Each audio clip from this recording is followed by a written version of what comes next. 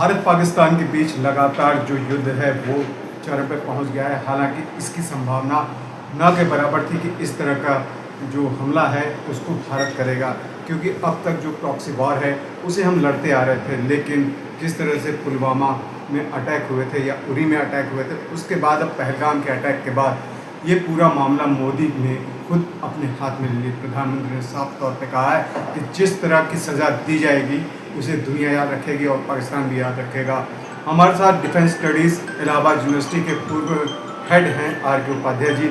हम उनसे समझना चाहेंगे कि प्रेजेंट सिनेरियो जब जो है BLF, तालिबान और भारत ट्रिपल फ्रंट पे पाकिस्तान को धो रहा है और अमेरिका ने साफ तौर पे पाकिस्तान से कहा है कि वह पीछे हट जाए, लेकिन पाकिस्तान ने जिस तरह रात में हमले किए हैं, ड्रोन हमले 50 से ज़्यादा ड्रोन को अटैक किया है।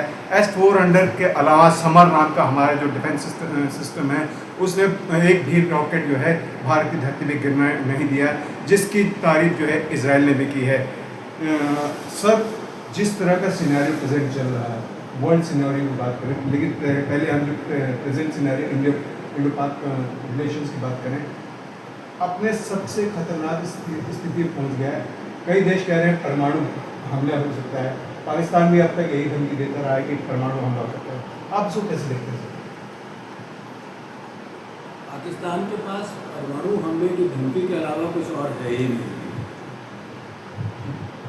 ऐसी परिस्थिति में पाकिस्तान का जो फ्रस्ट्रेशन है कि वो भारत के ऊपर अपने पब्लिक के कंजम्पशन के लिए निरंतर आक्रमण कर रहा है, जिसको भारत के रक्षा कवच ने निष्फल कर दिया है। और पाकिस्तान ये जानता था कि इस तरह की जो उसने कार्रवाई की थी, जिसमें हमारे 29 लोग मारे गए थे, उसका जवाब भारत निश्चित रूप से देगा। और उसने जवाब दिया। 9 आतंकवादी ठिकाने उनके नष्ट कर दिए, जिसमें जितने ऐसे लोग थे जिन्होंने पहले भी आतंकी कार्रवाइयों में भागीदारी की थी, उन सब का सफाया हो गया। निश्चित रूप से पाकिस्तान अपनी जनता के लिए उनको सांत्वना देने के लिए कुछ दिखावा उनको करना था। बॉर्डर पे उन्होंने फायरिंग की, लगातार 13-14 दिन तक करते रहे फायरिंग।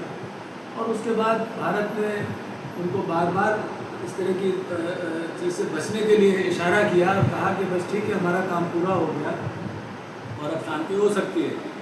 लेकिन पाकिस्तान को ये लगा कि वो अपनी जनता के खातिर, उनको बहलाने की खातिर उसने ये आक्रमण किया, जिसमें वो सफल नहीं हुआ। निश्चित रूप से पाकिस्तान की आर्थिक स्थिति जिस तरह की है, वो इसमें बहुत ज़्यादा देर तक युद्ध को संचालित नहीं कर पाएगा।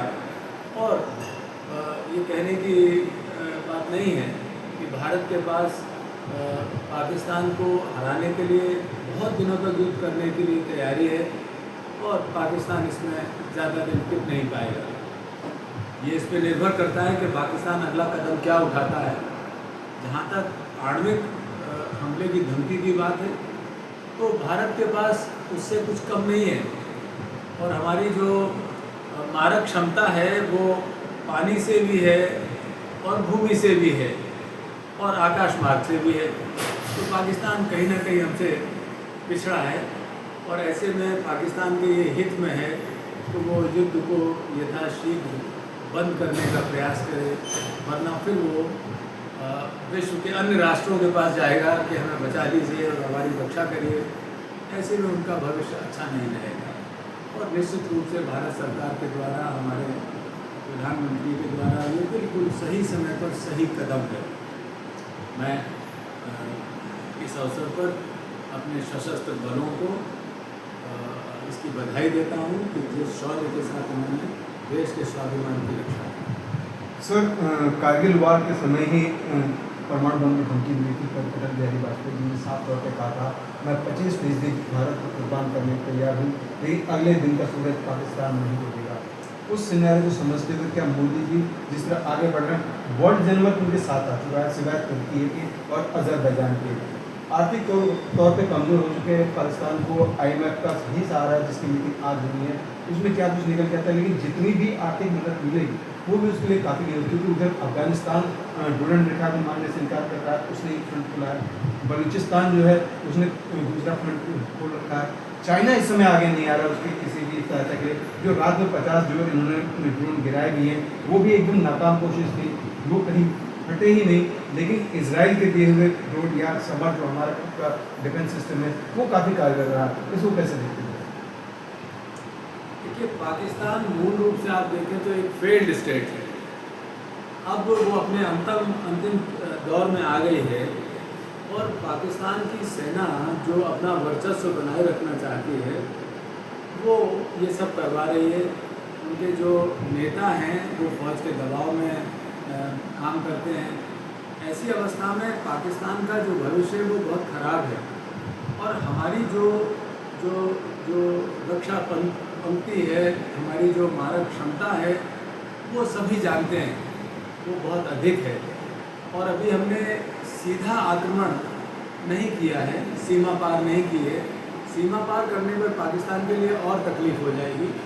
ये जो कुछ भी पाकिस्तान के जो जो लोग बोल रहे हैं, नुमाइंदे बोल रहे हैं, वो सारे अपनी जनता को खुश करने के लिए बोल रहे हैं और जैसा सुनने में आ रहा है वो तरह तरह से झूठ बोल रहे हैं और शायद ये आदी हो गए हैं झूठ बोलने के।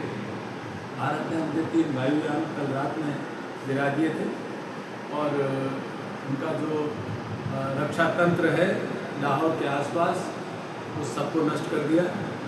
और अगर ये युद्ध पाकिस्तान बढ़ाना चाहता है तो भारत उसके लिए तैयार है। विश्व जनमत भी पाकिस्तान के पक्ष में नहीं है।